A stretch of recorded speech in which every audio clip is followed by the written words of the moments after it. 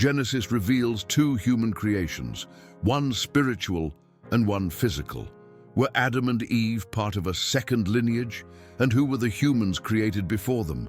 You are about to delve into one of the greatest enigmas of the Holy Scriptures, something that, for centuries, went unnoticed even by the most attentive readers of the Bible. Genesis, the first book of the Scriptures, seems to narrate two distinct accounts of the creation of the human being. But why? Did God create two different types of humanity? Get ready. What seemed to be just a poetic repetition may hide one of the greatest secrets of the spiritual origin of man. In the very first pages of Genesis, chapter 1 describes a God who creates everything with words. Creation takes place in 6 precisely ordered days, and on the 6th day, God creates human beings in his image. Male and female, he created them. There are no names, no garden, no clay. Just a collective, simultaneous, universal creation. In chapter 2, the tone changes radically. Now God molds man with his own hands from the dust of the earth and later creates woman from his rib. This divergence has led scholars, rabbis, and mystics over the centuries to formulate a bold hypothesis. We are not faced with two versions of the same story, but rather two distinct creations. The first, spiritual. Beings in the image of God, perhaps even androgynous and incorporeal. The second, material. Adam and Eve, flesh and blood humans, inserted in a delimited garden. This would explain why Cain, after killing Abel, fears being killed by others. What others, if there were only his parents? The key to understanding this possible duality lies in the names used for God. In chapter 1, the Creator is called Elohim, a plural term that can indicate majesty but also suggests multiplicity. In chapter 2, the name changes to Yahweh Elohim, the Lord God. The change is not accidental. While Elohim creates with words, in a cosmic and distant way, YHWH acts with his hands, breathes the breath of life, walks in the garden and speaks to Adam. Two names, two ways of acting, perhaps two creators? If this revelation is opening your eyes, please like, activate the bell, and subscribe to the channel. Share this video with someone who seeks truth in the Scriptures. Your interaction helps this message reach more people. This difference between Elohim and YHWH did not go unnoticed by the ancient sages. Jewish tradition speaks of two main literary sources in Genesis, one linked to the Elohist author who portrays a transcendent and universal God, the other associated with the Yahvist author who presents an intimate and personal God. But some interpreters have dared to go further. What if they are not just different styles, but different entities? A spiritual creator, responsible for a heavenly creation, and an earthly creator, molding bodies for souls that were previously only light. Apocryphal and Gnostic texts reinforce this distinction. In Nige, the Apocryphon of John, for example, there is talk of a primordial being created by a supreme God who was later imprisoned in a body of clay by an inferior creator, the Demiurge, a figure associated by some with the God of chapter 2. This imprisonment in the physical body would then be a fall, not by mistake, but by purpose, to incarnate the spirit in matter, beginning a journey of learning, pain, and redemption. And in this scenario, Adam would be the first of this new stage. Another point that raises suspicions about the existence of two human lineages is the use of the term Adam in the original Hebrew. In chapter 1, Adam appears as a collective, humanity, not a proper name. Only in chapter 2 does Adam appear as an individual. Furthermore, the first humanity is blessed and sent to fill the earth. There is no mention of Eden, the serpent, or the fall. Only creation and a mission to multiply and dominate the earth. a humanity spread out, not confined. And then the contrast arises. In chapter 2, Adam is created alone, placed in a closed garden, and only later is Eve formed from him. The narrative becomes more intimate, dramatic, full of feelings and dialogues. Adam feels lonely, gives names to the animals, interacts directly with God. It is as if there were a difference in nature. The humans of Genesis 1 would be beings of light, created in the pure image of God. Adam and Eve would be fallen, physical humans, with the potential to make mistakes, and also to be redeemed. The contrast between the two creations can also be seen in the Hebrew verbs used in each account. In chapter 1, the verb is bara, which means to create from nothing, a purely divine action. In chapter 2, the term is yatsar, which refers to the act of molding like a potter working clay. They are different actions. The first suggests a being coming directly from the essence of God. The second, a careful formation, limited by matter, subject to the laws of the physical world. This difference is also reflected in the way humans interact with the world. In chapter 1, humans are blessed and given an overarching mission: be fruitful and multiply, fill the earth and subdue it. In chapter 2, Adam is specifically placed in Eden to cultivate and keep it. He does not dominate the world, only a fenced-in garden. There is a geographical and symbolic limitation. Spiritual humanity seems to be universal. Material humanity is confined, task-oriented, and restricted. Kabbalah scholars associate the creation of Genesis 1 with the concept of Adam Kadmon, the primordial man, an archetypal figure of light who reflects the totality of divinity. This being would have no physical form, but would be the spiritual model of humanity. The Adam of Eden would be a shadow of this model, an imperfect reflection incarnated in the world of matter. He represents the fall of the spirit into the flesh, a being who needs to learn, make mistakes, suffer, and finally return to his origin. This view also appears in Gnostic texts, such as the Gospel of Thomas or the Apocryphon of John, where the spiritual human being is imprisoned in an earthly body by an inferior creator. According to this line of thought, Genesis 2 narrates not only a new creation, but an imprisonment, a confinement of light in the darkness of matter. This would explain the deep tension between good and evil in human nature. Adam, then, would be the beginning of a new lineage, no longer heavenly, but earthly. If all this is opening your eyes to something greater, click like, activate the bell, and subscribe now. Write in the comments, "I want to return to my spiritual origin." Your participation is part of this revelation. This two-creation theory helps to clarify one of the Bible's oldest mysteries, Cain's question.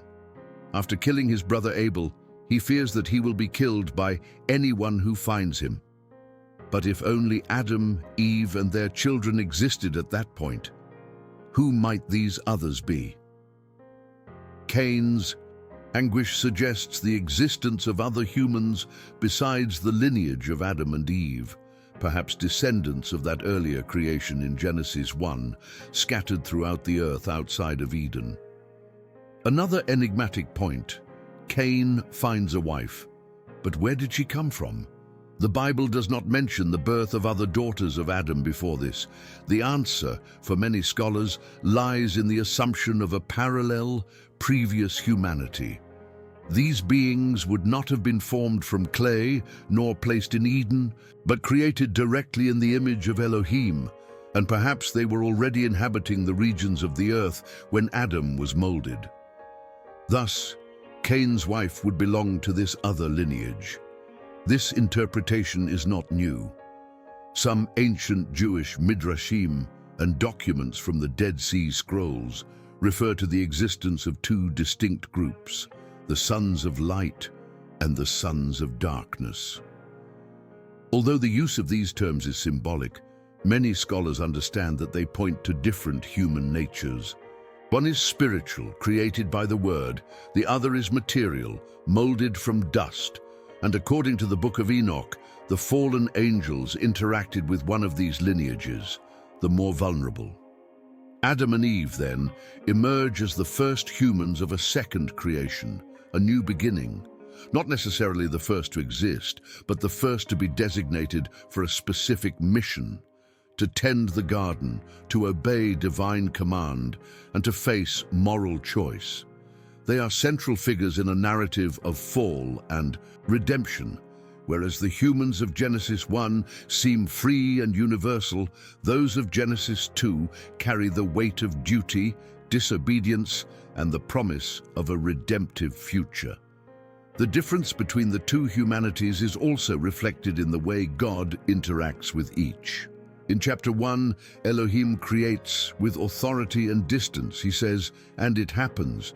There is no dialogue, no touching.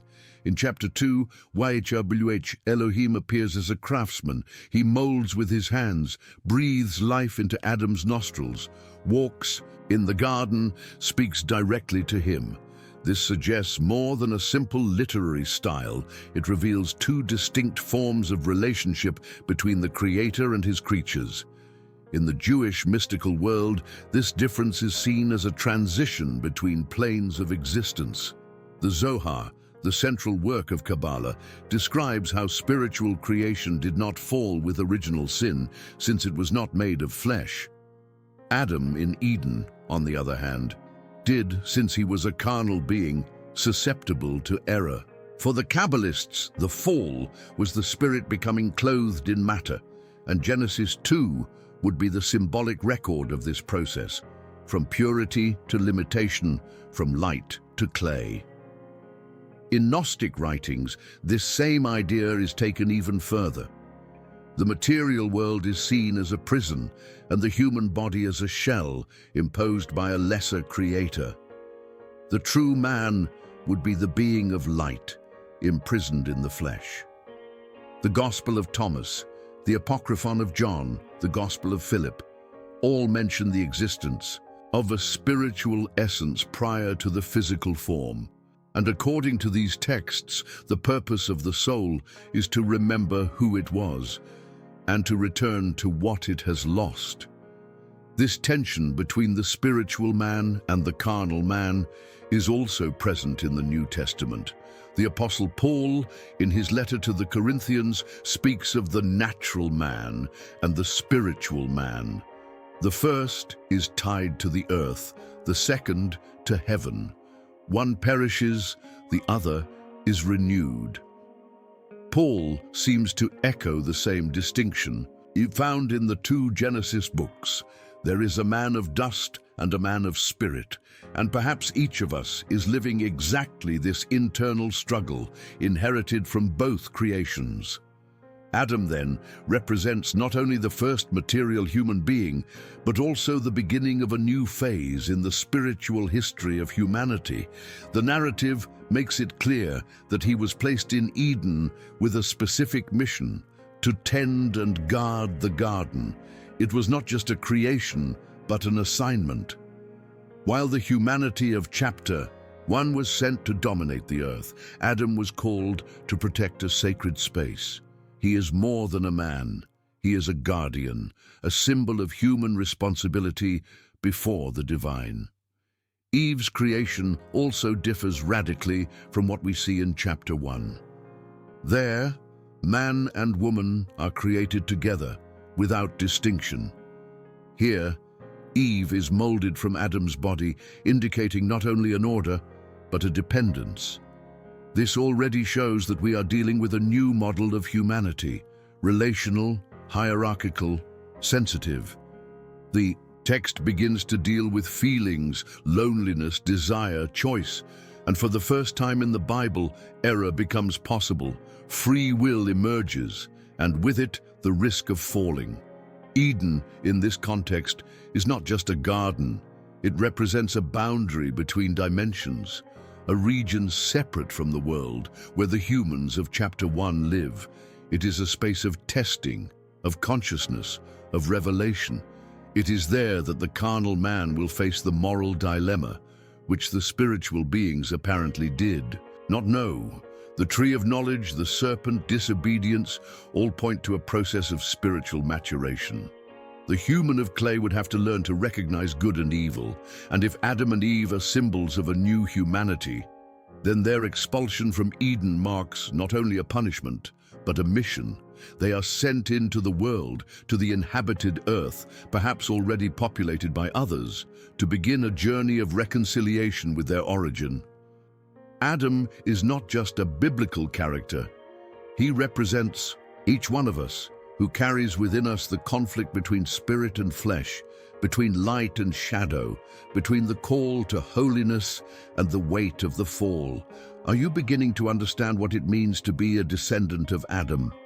Then, like this video, subscribe and share it with someone who also needs this revelation. The ancient Qumran manuscripts, also known as the Dead Sea Scrolls, reveal fragments that seem to support the theory of the two humanities. Among them, the Damascus documents and the Thanksgiving hymns speak of an essential division between the children of light and the children of darkness. Although these are symbolic terms, many scholars believe that they point to a real spiritual split, already perceived from the dawn of creation. This is not just a matter of morality, but of nature. Rabbinic tradition also offers curious clues. In the Midrash Rabbah, one of the oldest commentaries on Genesis, there is a hypothesis that the woman in chapter 1 is not Eve, but an earlier figure, Lilith. According to this tradition, Lilith was created at the same time as man, but refused to submit to him, abandoning Eden. This woman, then, did not fall. She simply left. A parallel, independent creation.